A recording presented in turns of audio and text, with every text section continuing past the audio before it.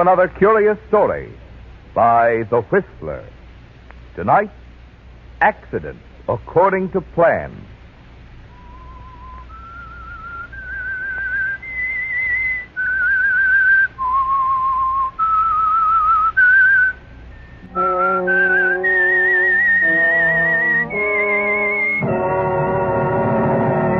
I am the Whistler, and I know many things, for I walk by night. I know many strange tales hidden in the hearts of men and women who have stepped into the shadows. Yes, I know the nameless terrors of which they dare not speak.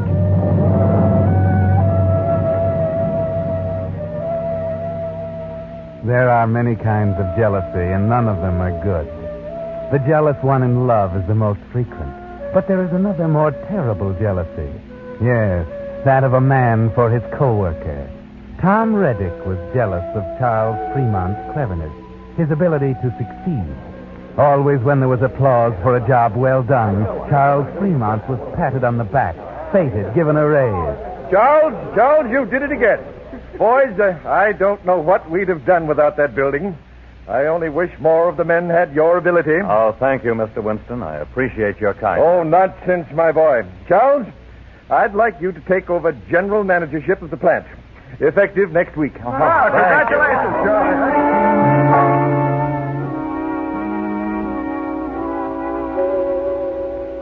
That's when the jealousy reaches a sickening height. When the man of whom you're jealous gets your job. Tom Reddick had been the general manager of the plant, but Tom Reddick hadn't been able to arrange the lease on the new building. Hadn't been able to do anything but his job the best way he could, slowly and often blunderingly. And when he lost the job, that's when Tom Reddick knew he had to kill Charles Fremont. Be careful, Tom. Remember, you're a slow, blundering thinker. But this time, you have a plan that's beautiful in its simplicity. You'll have a few drinks with Charles that evening and offer to drive him home from work. And at the railroad crossing out on the highway, you'll get rid of Charles Fremont. It will look accidental. Charles will be out of the way, and you'll get your job back.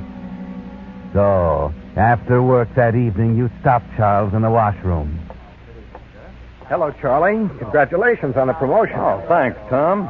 I'm awfully sorry, fella, replacing you this way. It doesn't seem fair somehow. Don't be silly. I was never comfortable being general manager anyway. I'm more of a shop man.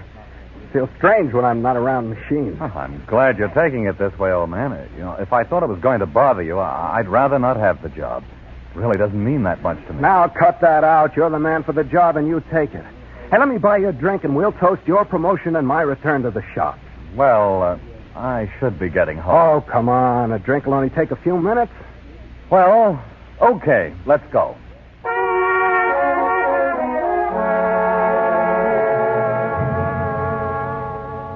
This isn't going to be hard at all, is it, Tom? He sympathizes with you, and you've convinced him he deserves the job. So there are no hard feelings, are there, Tom? That's it. Take him in for a drink. Then suggest a ride home.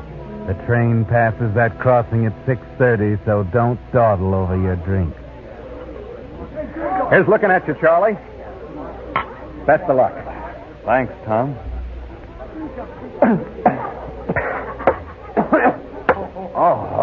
That could be a bad habit. Let me buy you one.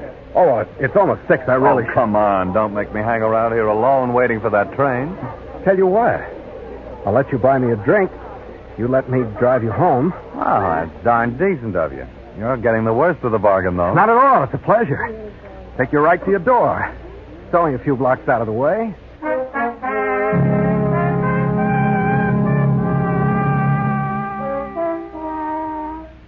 So you have your drinks and get into the car with Charlie. Drive out of the lot, through town, and out onto the highway. If you time it right, you'll arrive at the crossing just at 6:30. If the train is on time, the signals will be going, and you'll have to stop the car. It'll be easy to tap Charlie over the head with a wrench you have in the side pocket. Then you can get out, set the gears, and run the car in front of the train. It's the same train you take when you go home evenings without your car. So you'll just climb aboard in the excitement and go on home. When the story comes out, you'll just say that Charlie wanted to borrow your car for the evening, and you let him, seeing as how he was a good and close friend of yours. Can't tell you how grateful I am, old man. I've gotten to hate that train trip. Forget it. Maybe we can fix it so you won't ever have to take the train. Oh, that'd be fine. Oh, those drinks made me sleepy. We have another 30 minutes of driving to do. Why don't you take a little nap? Think I will, if you don't mind. Not at all. You just take a little nap.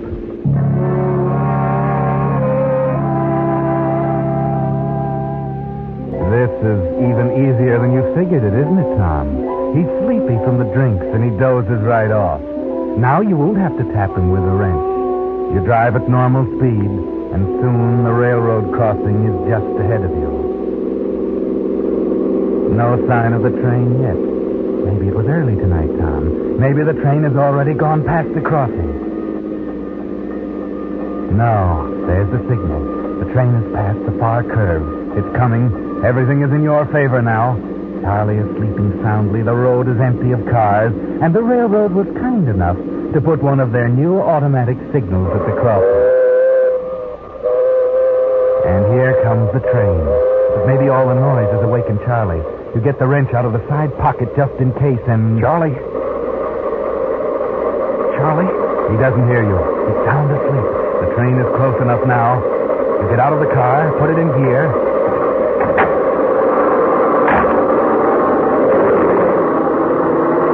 The car lurches forward, you slam the door, and it's done.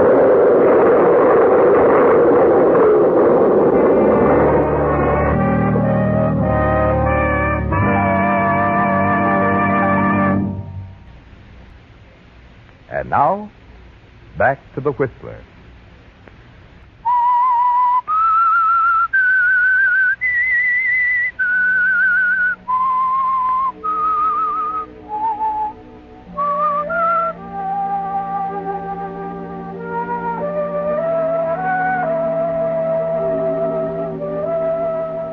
Well, you did it, Tom Reddick. You killed Charlie Fremont. He's lying in that flaming wreck that was your automobile. And you hide there in the bushes until it's clear and you can sneak on the train. No one will know. No one saw you. You did it perfectly. But you keep rubbing your ankle, Tom. Does it hurt? Maybe you twisted it, jumping down into the bushes alongside the road. But it'll be all right, won't it? Nothing can go wrong now. The crime is done, and done well. It looks clear now. So you decide to run for it to get on the train. Hey, Mac, did you hear something? What? I said, did you hear something? Did you hear somebody yell? No. Come on, Larry. There must have been someone in that car. A car don't run into a train all by itself. We hit that car awful hard. He must have been thrown clear. I thought I heard him moaning. Tape him over there. All right. You look over there. I'll keep looking around here. That guy might still be alive, you know, if he got thrown clear. Oh, why don't you just stop talking so much and look a little bit harder? You got no sympathy. Guy is probably in great pain if he is still alive, but you don't care. Hey, Max, I did hear something. Right over here. What are you fellas doing over there? We're looking for the victim. Find him over here. He's over here, Larry. Come on. I just heard something right here. Come on. They found him. Stop playing hide and seek in them bushes. He's over here. Hey, is he still alive? No, he's dead. And no wonder. Take a look at him.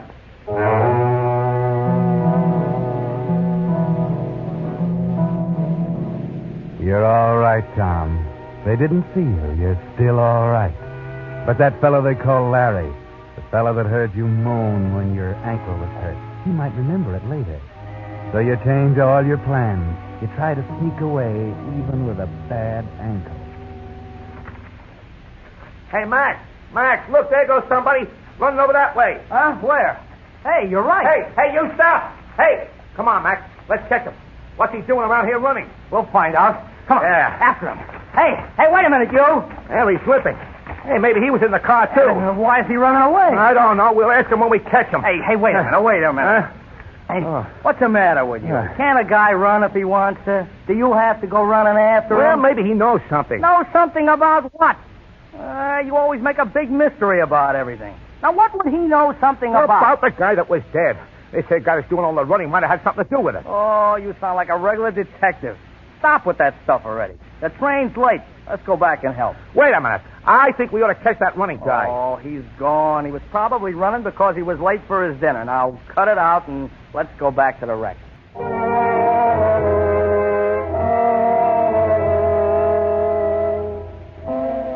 It's still all right, Tom. You got away, but that was awfully close. You hadn't figured on the ankle or a snoopy person. Now you've got to change all your plans. You can't get back to where the train is, and your ankle is swollen from the running you did. But there's a bus stop down the road, and the bus goes right by your house. It's not far to the bus stop. Just walk slowly, and you'll make it all right. There's the bus waiting to leave. You get in and take your seat. Evening, Mr. Reddick. Haven't seen you in a long time.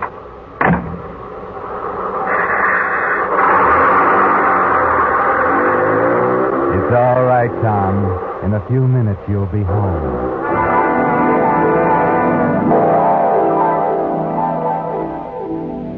You forgot, Tom. You can't go right home. The bus has to pass the railroad crossing, too, and the train is at the railroad crossing. You'll have to wait until they get your car off the track. Have to wait a few minutes, folks. Sorry. Hey, Mac. Yeah? What happened? Car ran into the train. They killed the guy driving it. Really? Anybody hurt? I told you. Kill the guy. I mean, on the train. Anybody hurt on the train? No. Hey, open the door, will you? Two of us got to go with you and tell the widow what happened. Yeah. Get in. Hey, Max, come on. Okay.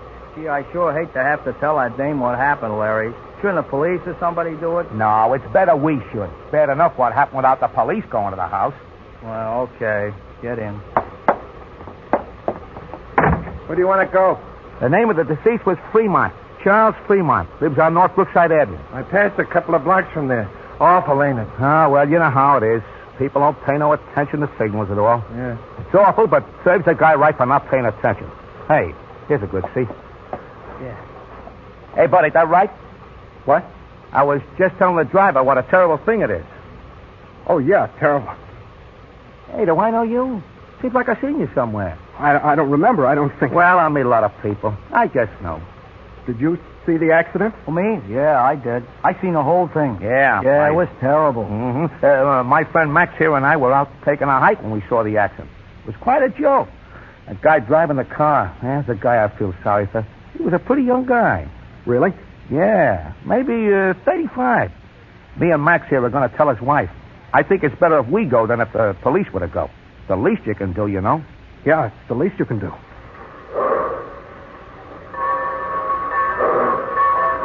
You know, the funny thing, the guy wasn't driving his own car. It was some other guy's car. Yeah, can you imagine lending a guy your car to drive and then he gets killed in it and wrecks your car? Especially now when it's so hard to get cars. Guy named Reddick. Tom Reddick. What? The guy that owned the car. His name was Tom Reddick. Yeah, we're going to tell him, too. Okay, folks, all clear. Here we go.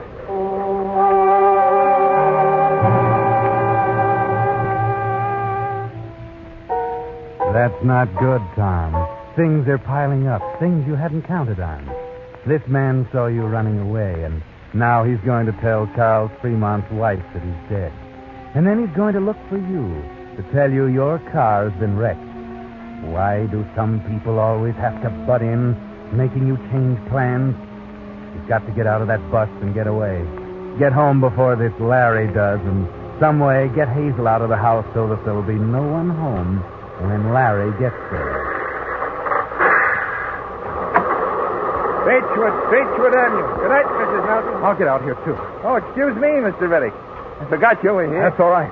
Excuse me, I'm late. It's awful about Mr. Freeman. Awful. Good night.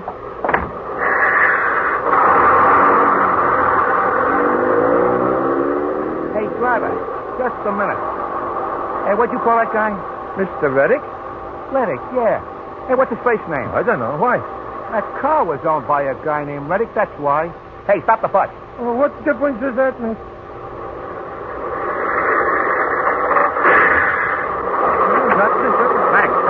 Come on, I want to talk to that guy named Riddick. Yeah, we got to tell that woman you said.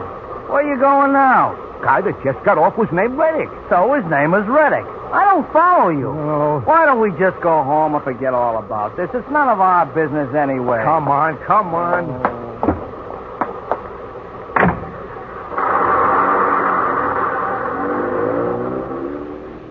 Don't you understand? I tell this guy all about the accident, who was driving the car, and who owned the car. And he never said anything about his name being Reddick. And the guy that owned that car, his name was Reddick. Didn't say anything, then he's just a guy named Reddick who didn't own the car. Say, what's got into you? Oh. I never thought of that. You mean he could be perhaps Harry Reddick, and he didn't even know this Tom Reddick that owned the car, huh? Yeah, now you're getting smart. It's a fine time to get smart after we get off the bus.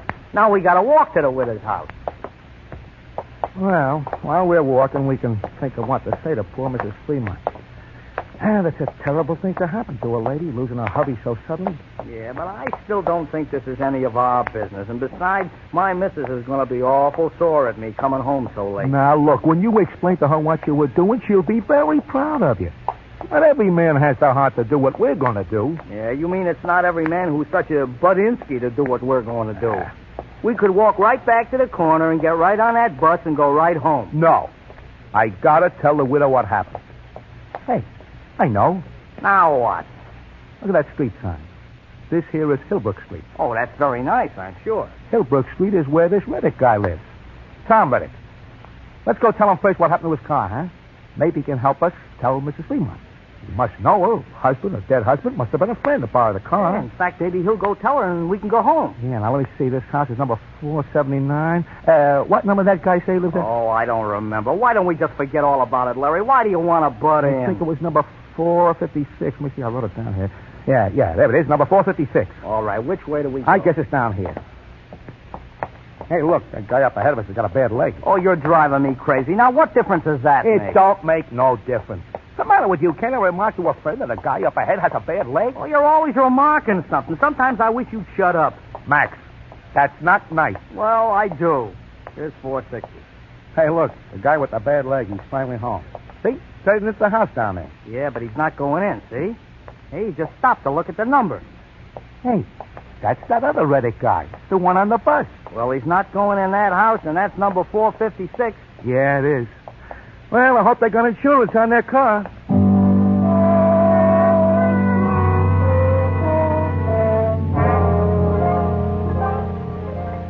That was close, Tom. You saw them just in time.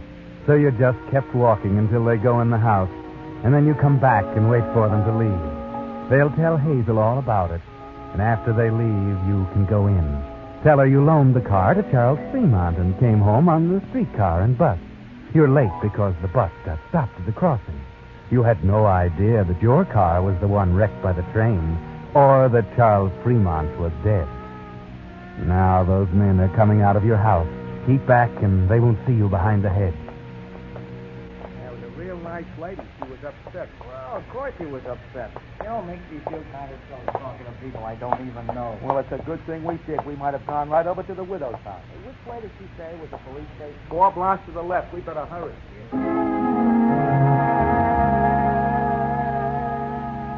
The police station. Why are they going to the police station?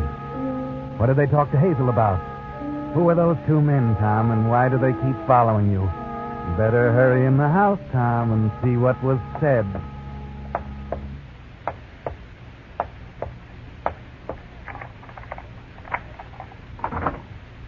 Hazel? Hazel, I'm home. Well, it's about time. Where have you been? Dinner's burned to a crisp, and it cost 30 red Now, coins. don't start screaming again. I got stuck on the bus. There was an accident at the railroad crossing. Who are those men I saw leaving the house? So you lent your car to Charlie Fremont.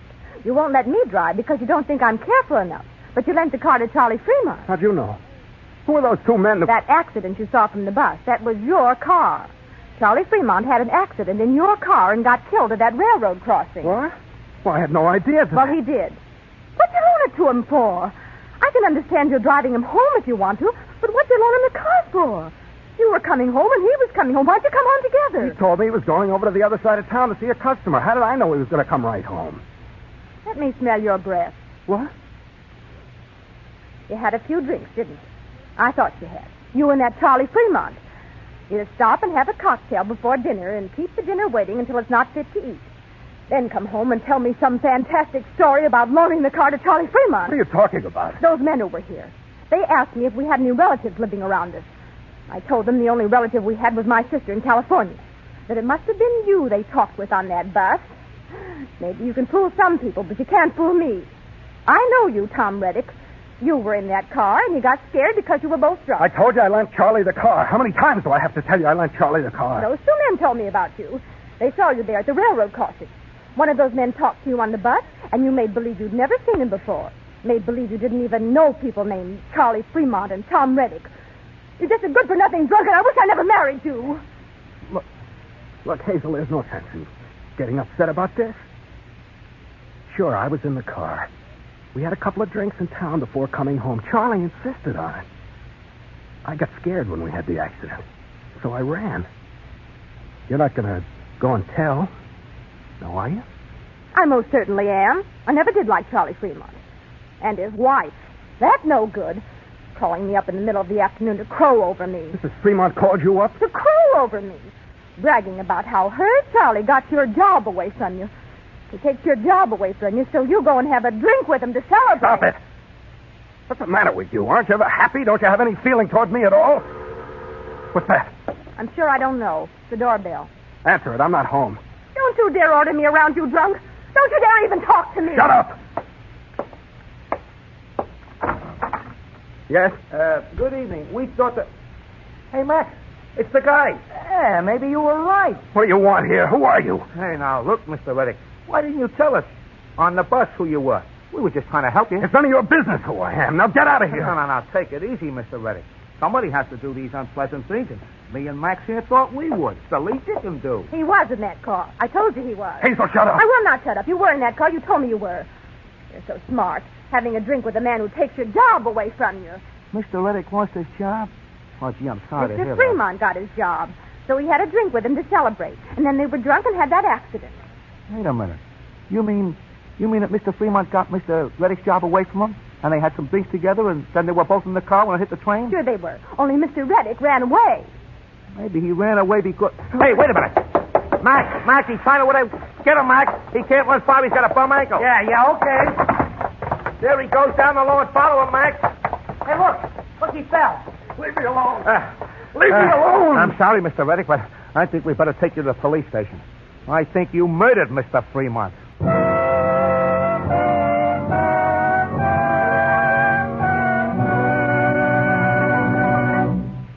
The Whistler will return in just a moment with the strange ending to tonight's story. And now, back to the Whistler.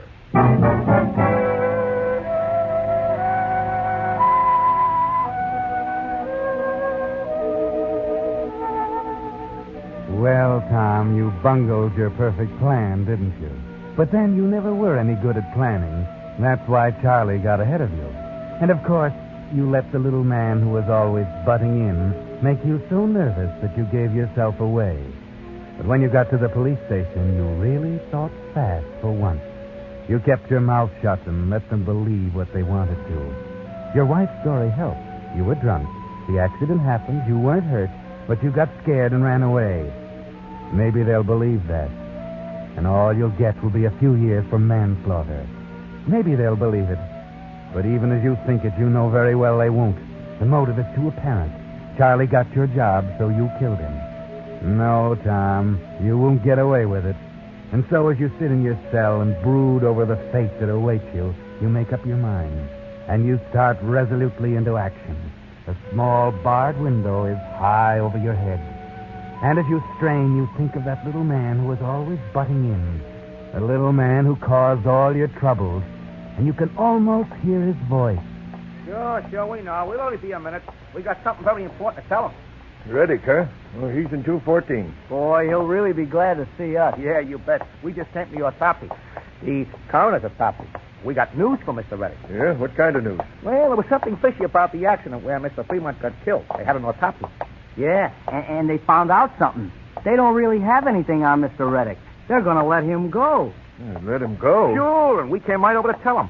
When they had the autopsy, they found Mr. Fremont wasn't measured at all. He was dead when the train hit the car. He wasn't supposed to drink, and he died of a heart attack 20 minutes before the accident while he was still riding in the car. No kidding? Well, he'll be glad to hear that. Here's his... Hey, Mr. Reddick. Well, what do you know about that? Mr. Reddick went and hung himself.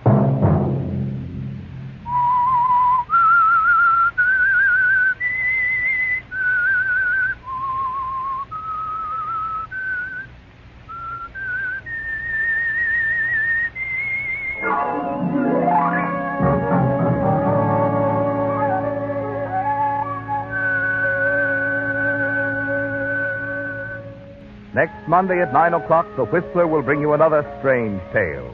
The curious story of a friendly case of blackmail. The Whistler is broadcast for your entertainment. This program directed by George W. Allen with tonight's story by Bruce Elliott, music by Wilbur Hatch. This is Marvin Miller speaking. This is CBS, the Columbia Broadcasting System.